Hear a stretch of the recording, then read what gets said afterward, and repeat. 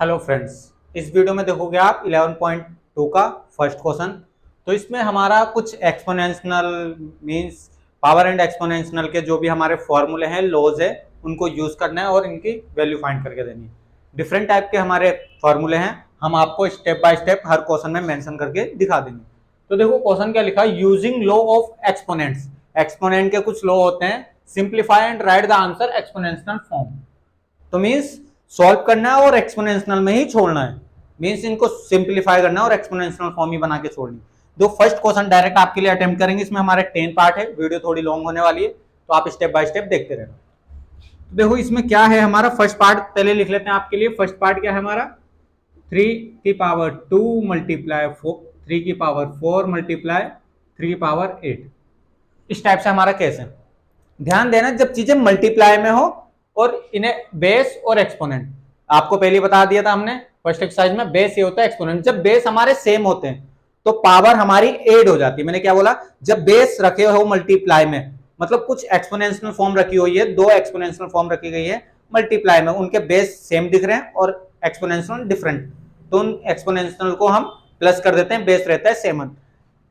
तो जैसे कि हमारा आपके लिए फॉर्मूला पुट कर देंगे इसके लिए, जब हमारा a की पावर m मल्टीप्लाई a की पावर n, बेस सेम हो गए, पावर डिफरेंट, तो आंसर आ जाता है हमारा a की पावर m प्लस n। अब देखो फॉर्मूला आगे तक बढ़ जाएगा, पहले इन दो में लगाएंगे फिर दूसरे में लगा देंगे।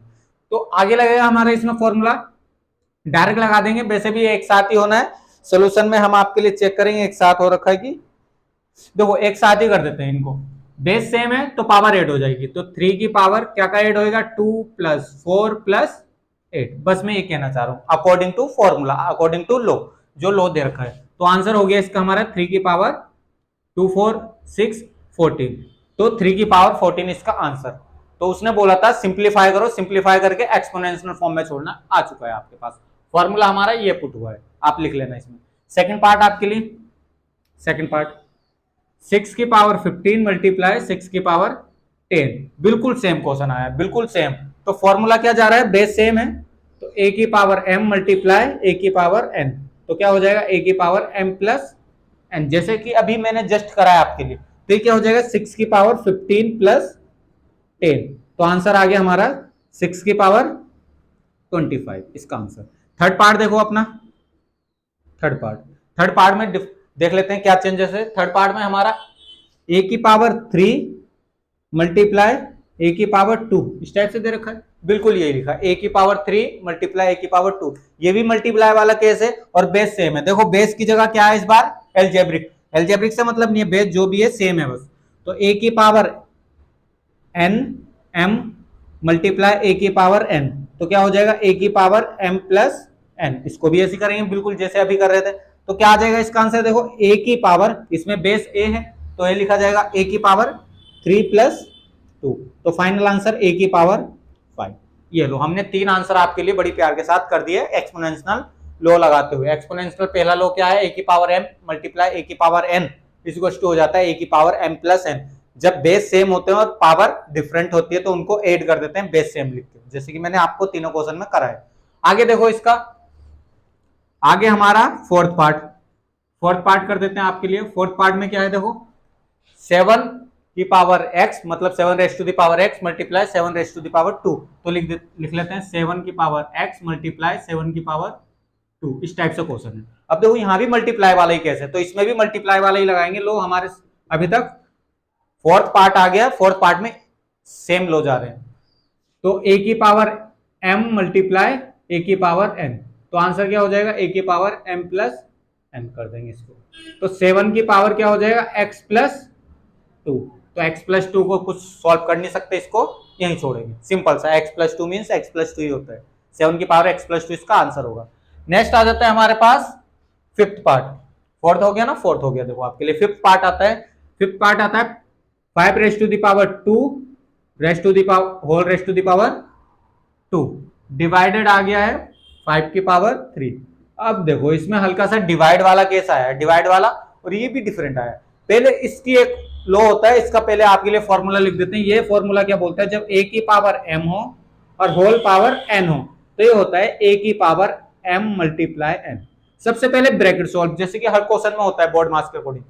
तो इसको सॉल्व करेंगे, 5 की पावर क्या हो जाएगा 2 इंटू 2, डिवाइड क्या चल रहा है 5 की पावर 3, तो आंसर क्या आ गया 5 की पावर 4 डिवाइडेड 5 की पावर 3। अब देखो इसमें डिवाइड वाला लो जा रहा है, 2 डिजिट है, 2 एक्सपोनेंशियल फॉर्म है हमारे पास और बीच में डिवाइड का सिंबल, एक लो हमारा ये गया। अब आए थर्ड नंबर का, सेकंड नंबर का ये हुआ कौन से पार्ट में, हमारा पार्ट मैंने लिखा नहीं है, फिफ्थ पार्ट था ये हमारा फिफ्थ पार्ट अटेम्प्ट हो रहा है। फिफ्थ पार्ट में 2 लो यूज हो रहे हैं और दोनों ही हमें अभी तक यूज नहीं करे थे, अभी हमने 4 पार्ट कर लिए थे। तो देखो क्या जा रहा है, a की पावर हमारा m लिखा है, बीच में डिवाइडेड a की पावर n लिखा है, इस फॉर्म में दिख रहा है। तो ये क्या हो जाता है, जब बेस सेम हो और पावर डिफरेंट और डिवाइड का केस हो, तो उसमें हो जाता है हमारा बेस सेम रहता है, पावर हो जाती है सब्ट्रैक्ट m माइनस n।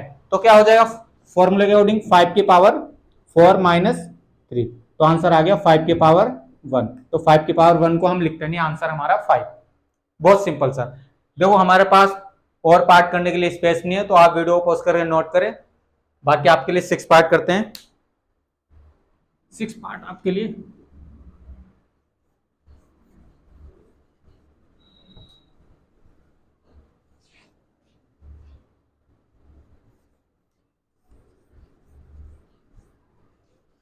हमें इरेज करने की नीड हुई पड़ी है, तो आप वीडियो पॉज करके जरूर नोट करें, बाकी आपके लिए 6 पार्ट आगे। 6 पार्ट हमें क्या बोलता है, 2 की पावर 6 पार्ट हमारा 2 की पावर 5 मल्टीप्लाई 5 की पावर 2। अब देखो इसमें अब बेस डिफरेंट आए हैं और एक्सपोनेंशियल सेम आई है। जब इस टाइप का केस हो तो और बीच में मल्टीप्लाई है, आप ये भी देख रहे हो बीच में मल्टीप्लाई है। अभी हमने मल्टीप्लाई वाला केस देखा था, उसमें हम पावर ऐड कर रहे थे, बट जब बेस सेम होते थे, इसमें हमारा बेस अलग है, तो किस फॉर्म में फॉर्मूला गया हमारा, a की पावर m मल्टीप्लाई b की पावर m। बेस सेम है, बेस सेम नहीं है, अब पावर सेम है, बेस डिफरेंट, तो फॉर्मूला जाता है a b m, means a multiply b की पावर m, दोनों की पावर m हो जाएगा। तो क्या हो जाएगा 2 मल्टीप्लाई 5 की पावर 5, इस टाइप से हमारा फॉर्मूला बोलता है जब बेस डिफरेंट हो पावर सेम हो। और मल्टीप्लाई का कैसे हो, तो क्या हो गया है हमारा 2 5 10, 10 की पावर 5 हो जाएगा, एक्सपोनेंशियल फॉर्म आ गई। 6 पार्ट की भी आ गई, 7 पार्ट कर देते हैं हम आपके लिए। 7 पार्ट में क्या लिखा है, a की पावर 4 मल्टीप्लाई b की पावर 4। और देखो ये जो लिखा है मैंने बिल्कुल फॉर्मूले से मैच हो रहा है, पावर सेम, और देखो फॉर्मूला लिख दो दोबारा, तुम सेम जा रहा है ये भी, a की पावर m मल्टीप्लाई b की पावर m, तो आंसर क्या है आएगा हमारा a b की पावर m। तो बिल्कुल वैसी a मल्टीप्लाई b की पावर 4, तो आंसर ए बी की पावर 4, इस टाइप से हम दिखा देंगे, सिंपल सा, दोनों की पावर माना जाएगा। अब ए बी की ए मल्टीप्लाई बी करेंगे तो ए बी बनेगा, तो ए बी की पावर 4। नेक्स्ट पार्ट आपके लिए 8 नंबर का पार्ट जब हम करेंगे 3 रेज टू द पावर 4 की whole raise to the power 3, इस टाइप से। अब ये फॉर्मूला अभी हमने 5th पार्ट में लगाया था, आपके लिए कौन सा फॉर्मूला जा रहा है, a की power m whole power n। तो क्या बोला था मैंने वहां उस केस में, a की पावर m मल्टीप्लाई n, जब पावर इस टू पावर होती है, पावर इस टू पावर में दोनों पावर मल्टीप्लाई हो जाती है, दोनों का बेस सेम रहता है, तो 3 की पावर 4 मल्टीप्लाई 3, तो आंसर क्या आ गया 3 की पावर 12, सिंपल सा। एक्सपोनेंशियल फॉर्म बना के देना है, सिंप्लीफाई करके, जो भी है इतना डिफरेंट टाइप की स्टेटमेंट दे रखे तो इनको सॉल्व करके एक्सपोनेंशियल फॉर्म बना के देनी।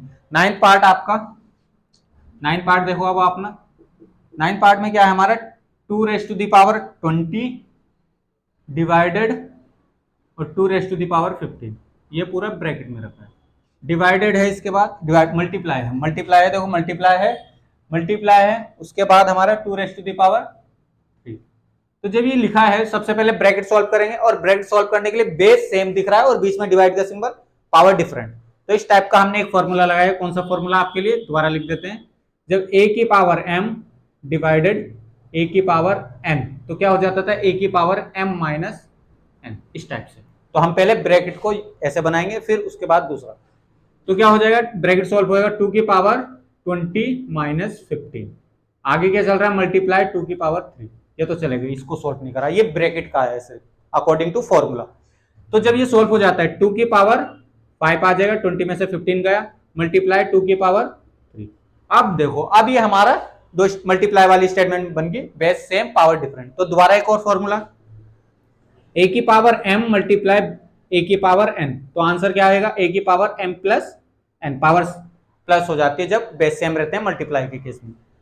तो 2 की पावर 5 प्लस 3, तो आंसर 2 की पावर 8। ये हमारा आंसर इसका, सिंपल सा केस, 9 पार्ट था, 10 नंबर पे चलेंगे, 10 पार्ट है इसमें, तो ये केस आगे लिख लेते हैं 10 पार्ट।